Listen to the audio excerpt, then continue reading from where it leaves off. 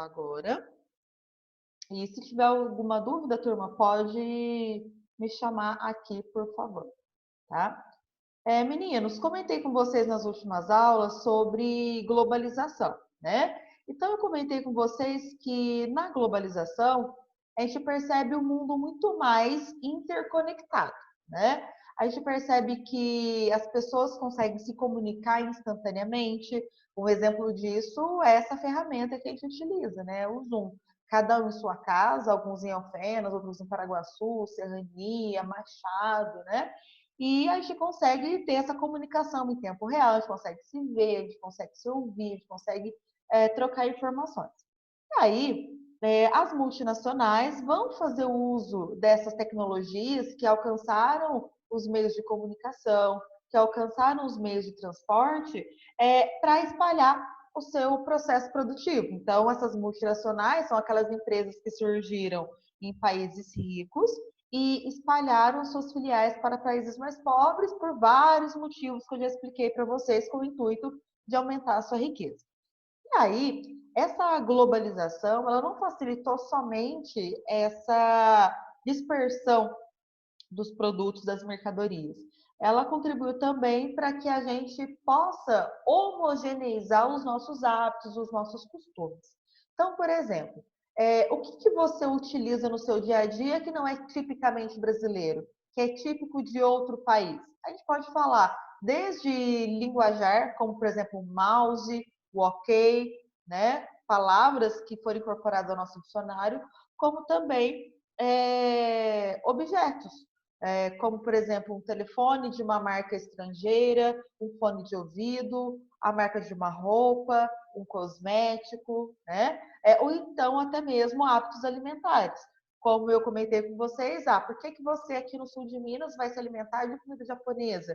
Vai se alimentar de comida mexicana? Vai se alimentar, por exemplo, de pizza? Vai se alimentar de hambúrguer? São alimentos que não são típicos brasileiros, são típicos de outros países e que nós fizemos uso. Então, acaba que, de certa forma, alguns países conseguem distribuir a sua cultura sobre outras nações através do meio de comunicação e de transporte, né?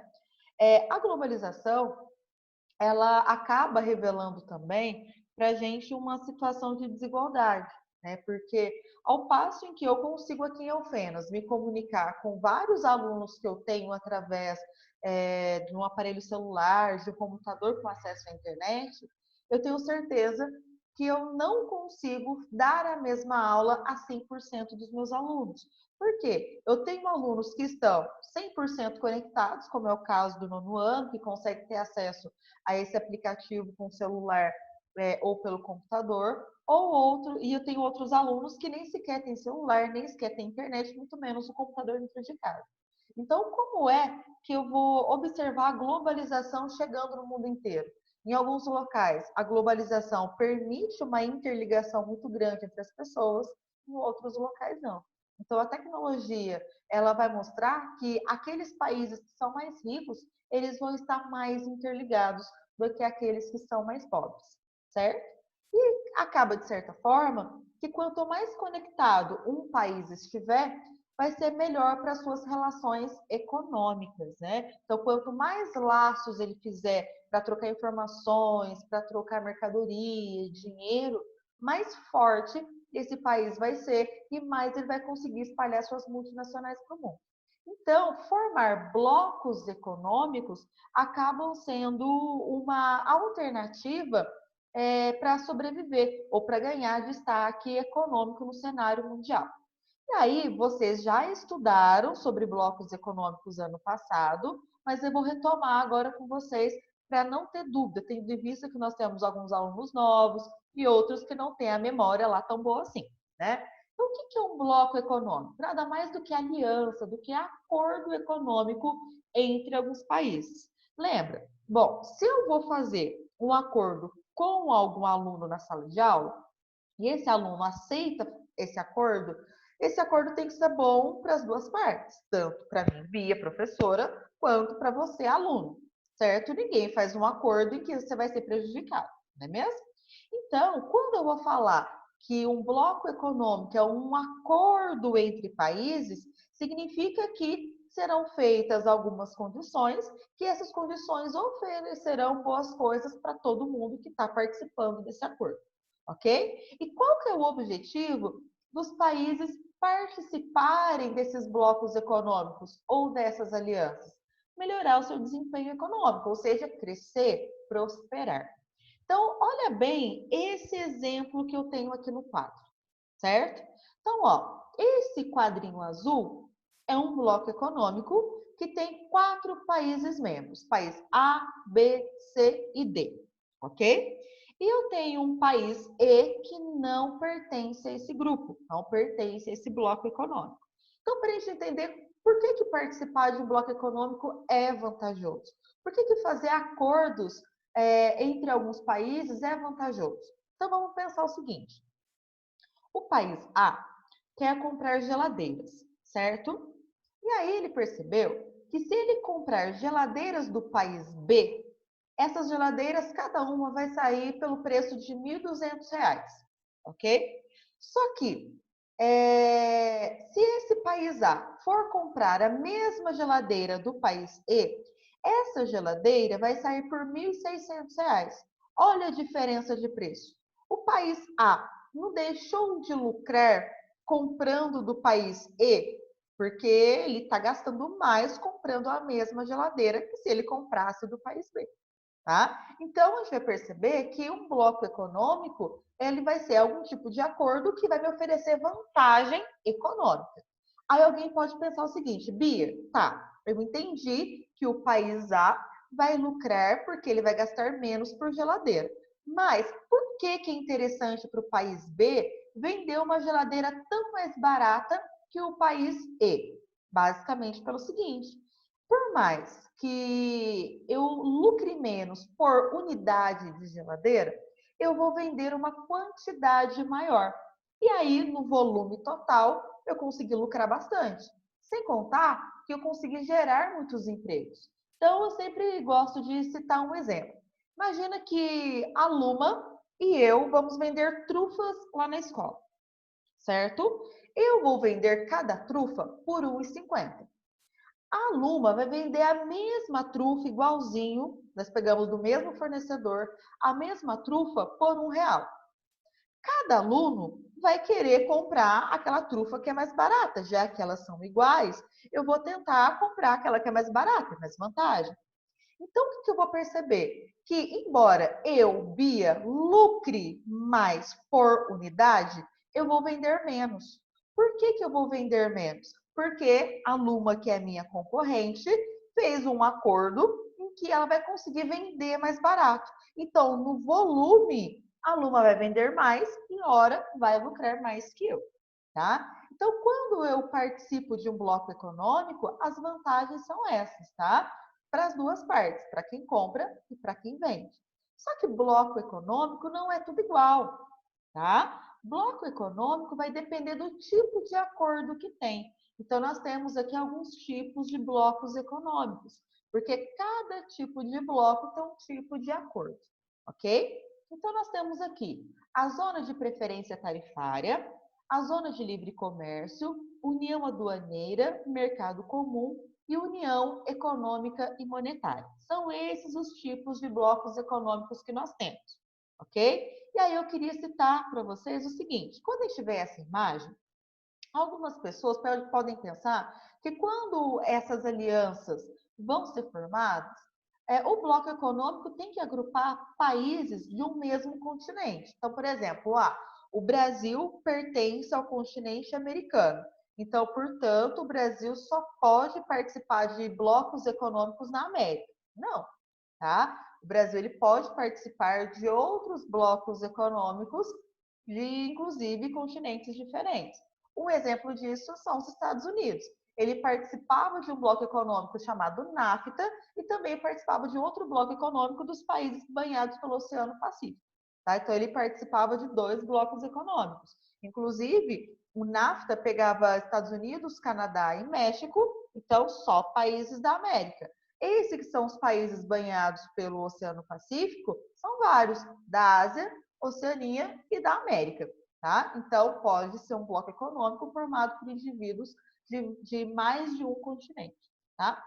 Então, aqui eu vou ver o primeiro tipo de bloco econômico, a zona de preferência tarifária, tá? O que oferece esse bloco econômico aqui? Esse bloco econômico, ele vai basicamente reduzir as tarifas, ou seja, os impostos para os países membros. Então, se eu voltar aqui nesse exemplo, todos esses países pertencem a esse tipo de bloco, zona de preferência tarifária. Então, quando eu vou realizar o comércio de uma mercadoria entre esses países aqui, as mercadorias terão impostos reduzidos. Agora, se eu vou negociar essa mesma mercadoria com outro país, país E, por exemplo, essa mercadoria não vai ter uma negociação com imposto reduzido, tá? Isso só acontece quando eu tenho a zona de preferência tarifária, ok? Um outro tipo de bloco econômico vai ter outras características. Esse outro tipo chama-se zona de livre comércio. O que essa zona de livre comércio vai ter? Ela vai ter o que a zona de preferência tarifária tem e vai acrescentar alguma coisa. Ou seja, a zona de livre comércio vai ter uma redução das tarifas, das taxas alfandegárias, taxa alfandegária é imposto, tá? Então, vai ter uma redução dos impostos ou, acrescenta o quê? Eliminação. Então, beleza. Se eu quero negociar o país A com o país C, eu posso pensar em reduzir os impostos ou não cobrar imposto nenhum sobre a mercadoria que eu vou negociar com o país C, tá? Então, o que aqui a gente percebeu? Que a zona de livre comércio vai acrescentar acordos se comparado ao que eu tenho a zona de preferência tarifária. Então, a zona de livre comércio tem a redução e acrescenta o quê? Pode ter também eliminação de impostos, ok? Um outro tipo de bloco econômico, a gente tem a união aduaneira, certo? Esse bloco econômico, chamado de união aduaneira, vai ter tudo o que os anteriores têm e vai acrescentar alguma coisa. Então, um bloco chamado de união aduaneira, ele vai ter redução das taxas alfandegárias, pode ter eliminação das taxas alfandegárias e mais que isso, vai ter a TEC, Tarifa Externa Comum. Bia, o que é essa tarifa externa comum? Se eu voltar no exemplo anterior, fica mais fácil de entender. Então, é o seguinte, se nós vamos negociar, comprar a mesma mercadoria, um do outro aqui, nós podemos eliminar ou reduzir os impostos entre eles, ok? Tudo bem? Agora, se todos nós queremos comprar essa mesma mercadoria de um outro país que não pertence a esse bloco econômico, todos nós pagaremos por aquela mercadoria a mesma tarifa.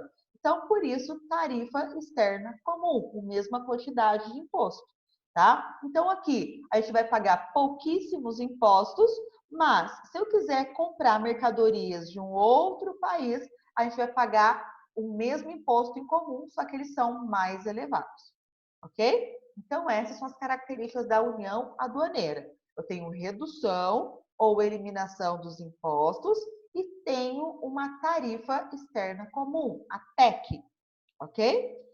Um outro tipo de bloco econômico é chamado de mercado comum, certo? O mercado comum, ele vai ter tudo que os outros têm e acrescenta alguma coisa. Então, portanto, o mercado comum tem redução das taxas alfandegárias, pode ter eliminação das taxas alfandegárias, tem uma tarifa externa comum e acrescenta o quê? A livre circulação de pessoas, produtos, dinheiro e serviços. Bia, como assim livre circulação de pessoas e serviços? Bem, se eu pertenço a esse bloco econômico com características de mercado comum, o que eu vou perceber? Que se eu estou aqui no país A, quero viajar, quero morar, quero trabalhar, quero mandar dinheiro, quero mandar minha mercadoria para o país D, eu não preciso passar por muita burocracia. Então, se eu quero vir trabalhar aqui no país D, então eu saio do A para o E, basicamente com a minha carteira de identificação, que é o que? O nosso RG.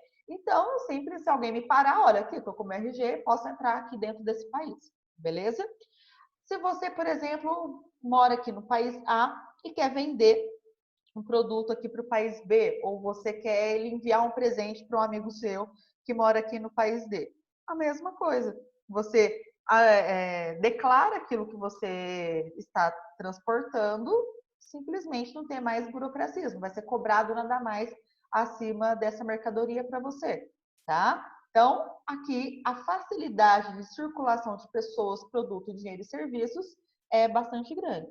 Inclusive, esses países que pertencem ao mercado comum, elas vão ser protegidas em qualquer país membro desse tipo de bloco econômico, tá? Aí depois eu vou citar mais adiante, mas já posso pensar aqui no Brasil. O Brasil participa de um bloco econômico com características de mercado comum, tá? O chamado Mercosul.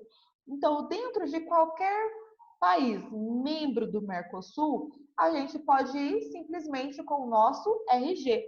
Então, eu não preciso pedir visto, eu preciso de passaporte. Então, por exemplo, eu quero ir viajar para a Argentina.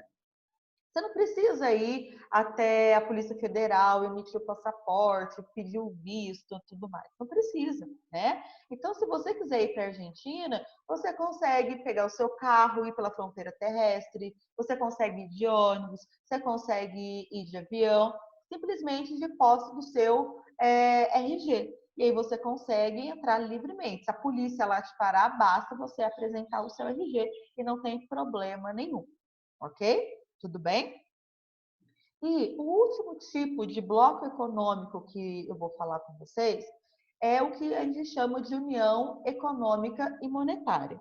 Só que eu queria que vocês prestassem muita atenção que a apostila de vocês trata desse nome aqui, União Econômica e Monetária, tá? Mas muitas provas, pode ser que naquela prova, aquele simulado que vem pronto do SAS, vocês encontrem outro nome, no futuro vestibular, outros materiais, videoaulas que vocês forem assistir, pode trazer um outro nome, esse tipo de bloco econômico, tá? Então, atenção nisso. Esse bloco econômico chamado de União Econômica e Monetária, ele também pode ser chamado de União Político e Monetária, tá? Então, são sinônimos. Eu estou falando do mesmo bloco que tem dois nomes diferentes, tá? São tipos de blocos econômicos, tá bom? Então, esse bloco econômico aqui é aquele que vai ter o maior tipo de acordo, o maior tipo de integração, tá? Então, vocês devem ter percebido que eu estou indo do menor tipo de integração para o maior tipo de integração, maior quantidade de acordos. Então, União Econômica e Monetária pode ter redução ou eliminação de impostos, vai ter a TEC e vai ter a livre circulação de pessoas, produtos, dinheiro e serviços. O que acrescenta? Acrescenta que todos os países membros podem adotar uma moeda única. Atenção, porque eu estou falando que podem, porque alguns países podem negar a falar, não, eu não quero adotar a mesma moeda que todos vocês. A gente vai ver um exemplo que a apostila traz no caso de um bloco econômico que alguns países fizeram isso, tá? Então, esses países todos vão ter essa moeda, né? Uma única moeda valendo para todos os países. Só que alguns países podem se negar a aceitar, ok? A gente vai ter um outro tipo de característica, né? Que é todos os países, eles vão ter um tipo de banco chamado Banco Central que vai regular a taxa de juros, o quanto que vai ser cobrado de, de taxa quando você aplica um dinheiro para investir. É esse banco que vai analisar o quanto que de dinheiro deve ser impresso para ser jogado na circulação, na sociedade, tá? E aí, esse tipo de bloco econômico, eles avançam um pouquinho mais. Por quê? Como eu tenho uma livre circulação de pessoas, de produtos, dinheiro, serviços, inclusive utilizando uma moeda só, é preciso eu pensar em estratégias que protejam as pessoas em todos os lugares aonde elas circulam, tá? Então, na maioria dos países que pertencem a um bloco econômico com essas características, serão protegidas por leis trabalhistas e ambientais em comum. Então, o que isso quer dizer? Se eu estou num país A e vou trabalhar no país vizinho, país B, as mesmas leis vão ser basicamente atendidas nesses dois países, ok? E aí, tanto num país quanto no outro, eu tenho os meus direitos assegurados. Então, independente do local aonde eu estiver, eu vou ter o meu direito assegurado. Seja eu passeando num país vizinho, ou seja eu trabalhando. Então, esses países que participam de um bloco com essas características têm leis trabalhistas. Então, por exemplo, se eu tenho um dinheiro, um direito como empregado no país A, se a empresa me transferir para o país C, os mesmos direitos estão valendo.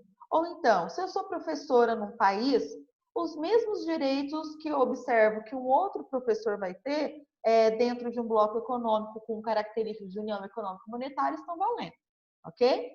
E aí, alguns países que pertencem a esse tipo de bloco, eles acabam defendendo que seria muito injusto se um determinado país pudesse explorar seus recursos naturais de maneira desenfreada, enquanto eles têm que proteger seus recursos naturais. Então, esses países criam em conjunto uma sequência de leis ambientais para que todos explorem e sejam punidos caso desrespeitem esse conjunto de leis em relação ao meio ambiente. Então, por exemplo, se um artigo de uma lei ambiental diz que é proibido desmatar a partir de 30 metros, da margem até 30 metros de um rio, certo? Então, nenhum país pertencente a esse bloco pode desmatar a margem de um rio até 30 metros. Se algum país fez isso, aquele país vai sofrer punições. Né? Geralmente, que tipo de punição é essa? Pagando uma multa. Mas um país vai pagar multa para quem? Para esse Banco Central. E aí, todo o lucro gerado por esse Banco Central vai ser revertido, dividido, para os países pertencentes a esse bloco econômico. Ok? E aí, pessoal, coloquei esse exemplo aqui de uma pirâmide invertida, mostrando que a zona de preferência tarifária é aquela forma de bloco econômico se organizar com a menor quantidade de acordos.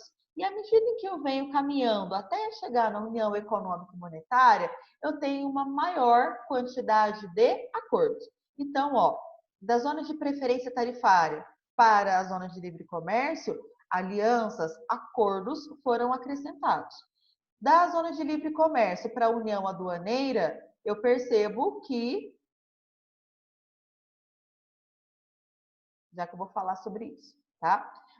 Então, aqui, da zona de livre comércio para a União Aduaneira, alguns acordos foram acrescentados. E assim sucessivamente até chegar à União Econômica e Monetária. Recebi uma dúvida aqui no bate-papo, por isso que eu dei essa travadinha aí que eu estava lendo. A pessoa me perguntou o seguinte: mas o país que pagou a multa também recebe parte do dinheiro do Banco Central? Não, tá? Esse país fica de fora. Então, é justamente essas multas que são bem pesadas, elas servem de barreira para que os países não desrespeitem as leis que aconteçam. Porque imagina, seria muito fácil, eu vou pagar uma multa, eu vou receber parte dela de volta, então tá tudo bem, né? O prejuízo não foi tão grande assim. Tá? Então, esse fundo que tem o Banco Central divide para todos os membros, exceto aquele que foi punido, ok? Então, quando vocês forem estudar ou uma possível prova lá adiante, vocês lembrem desse esquema que eu coloquei aqui para vocês, tá? Ô, De Bia, que um bloco econômico, ele vai depender da quantidade e dos tipos de acordos que ele vai ter. Pois não, quem está falando é a Tainá?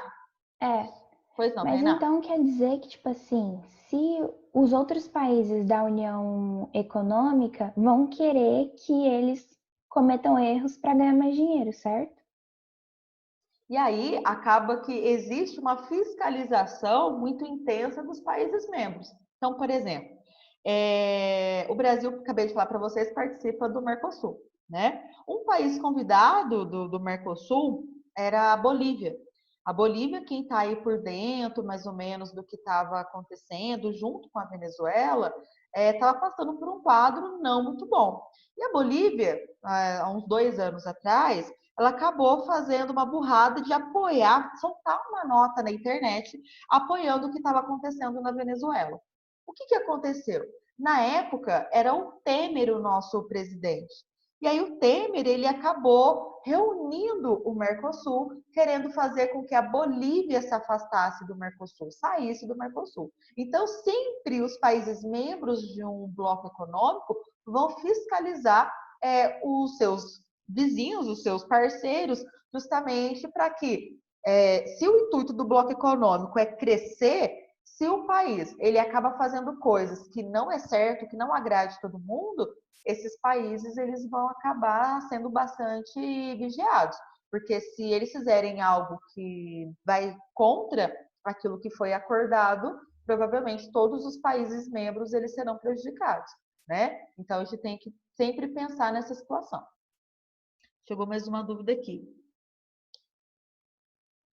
Aí, a Luma me perguntou o seguinte: mas se uma pessoa do país A está no país B e cometer um erro, o país paga a dívida ou a pessoa? Vou te falar uma coisa que aconteceu comigo. Eu estava fazendo uma infração no outro país e recebi uma multa do guarda, tá? Não foi o Brasil que pagou a multa, fui eu que paguei para o guarda, tá? Agora, quando eu falo que é um país que paga a multa, é quando ele toma algum tipo de medida uma medida econômica, uma medida política. Então, por exemplo, imagina que o Brasil resolveu autorizar a mineração em áreas de risco, por exemplo. Então, essa foi uma medida política criada pelo governo do Brasil. Tá? É diferente, por exemplo, de eu, Bia, e ali no corguinho de casa começar a cavuncar tentando achar ouro. Aí eu, Bia, serei multada, ok? Agora, quando é o país que toma aquela medida, é o país que é multado. Tudo bem? Certo? Beleza. Então, olha só, aqui eu coloquei alguns dos principais blocos econômicos que a gente tem hoje. Bia, são os únicos blocos econômicos? Óbvio que não. Eu coloquei aqueles que são os maiores, os mais importantes, tá? Aí alguém me perguntou, Bia, e o Brasil? Né? O Brasil, olha aqui, pertencente a um bloco econômico, tá? Tudo bem? Então, esses são os principais. Na próxima aula, a gente vai falar desse aqui, ó, em roxinho. Esse bloco econômico conhecido como União Europeia. A União Europeia é o tipo de único bloco que tem a maior integração que a gente conhece, que é a União Econômica e Monetária. Então, vocês vão ver que todo mundo já sabe que a a União Europeia tem uma única moeda. Alguns países não aceitaram adotar essa moeda. Tem um caso bastante intrigante, a gente vai falar daqui uns dias, sobre a Inglaterra, que está querendo sair, né, da União Europeia, então tá esse rolo, essa bagunça, né? As crises que esse bloco econômico tem vivido, tá? Então, as nossas próximas aulas vai ser entender na União Europeia, que hoje é o bloco que tem o maior nível de integração, como que ele foi formando. Ele não começou com características de União Econômica e Monetária, tá? Ele teve tipos de acordos mais simples e ao longo do tempo esses acordos foram se tornando cada vez mais complexos, tá? Outro exemplo que a gente pode falar é que o bloco econômico pode deixar de existir, como por exemplo o NAFTA. O NAFTA não existe mais, tá? Ele foi super importante, mas hoje ele não existe mais, ok? Então a gente vai estudar alguns exemplos aqui. Então lembra que um bloco econômico é um acordo, tá? Para que todo mundo possa crescer, para que todo mundo possa se desenvolver economicamente.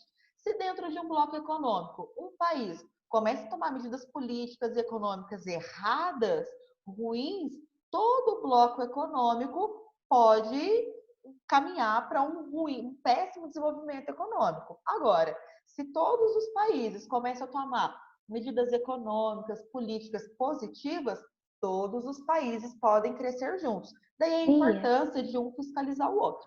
Pois não. O Mercosul é um bloco econômico, certo? É um bloco econômico.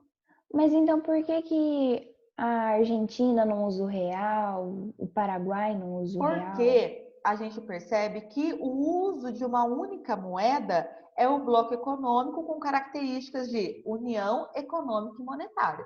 O bloco econômico que o Brasil participa, que é o Mercosul, ele tem características de mercado comum, tá? Aí depois, se eu voltar aqui, ó, você vai ver que as características do mercado comum não vão envolver a moeda única, tá? A moeda única é apenas a união econômica e monetária, ok? E aí, o único bloco econômico com essas características que nós temos é a União Europeia. Qual que é a moeda adotada lá? O euro, tá? Então, a grande maioria dos países da União Europeia adotam o euro. Como o Brasil pertence a um tipo de bloco chamado mercado comum, a gente não tem a mesma moeda, tá? Até vou falar para vocês nas próximas aulas que existe, pessoal, uma tentativa de criar um bloco econômico que vai unir toda a América Latina, que é aqui do México para baixo, tá? E aí querem colocar uma única moeda para todo esse bloco com características econômicas de união econômica e monetária. O NAFTA também tem a mesma moeda? Não tem, tá? Não tem. Tanto que aqui no Canadá é o dólar canadense. Nos Estados Unidos, o dólar americano. E aqui no México, eu não sei qual que é a moeda do México, acho que é o peso. É um tipo de peso. Tudo bem? Então, eles não têm o mesmo tipo de moeda, ok? Deixa eu interromper aqui o compartilhamento. Dúvida, pessoal? Falta um minutinho aí para a nossa aula acabar. Alguém tem alguma dúvida? Não? Então é o seguinte, não vou passar a tarefa para vocês, a nossa próxima aula semana que vem, né? Segunda e terça a gente não sabe como é que vai funcionar, segunda-feira não é feriado, a gente não sabe se vai emendar, e terça sim, né? Dia de Tiradentes. E nós vamos conversando, tá? Para ver como é que vai ser o nosso conteúdo daqui para frente, tá? Não tem tarefa e na próxima aula eu entro de fato no conteúdo e aí eu passo a tarefa semana que vem para vocês. Tudo bem? Se alguém tiver alguma dúvida, pode me chamar lá no WhatsApp. E assim que terminar de baixar a aula, eu coloco lá no SAS Connect para vocês o link do YouTube. Beleza? E os slides também que a Tainá me pediu. Gente, fica com Deus. Bom feriado, bom final de semana. Tá bom? Deixa eu ver se alguém tem alguma dúvida aqui. Sim, inclusive dentro de um país, uma pode ter várias bolsas de valor. Tá? Por exemplo, o Brasil tem várias. A mais famosa é a Bolsa de Valores de São Paulo, a Bovespa. Tá? Tudo bem? Não é um bloco econômico que tem uma bolsa só, não. Cada país tem várias.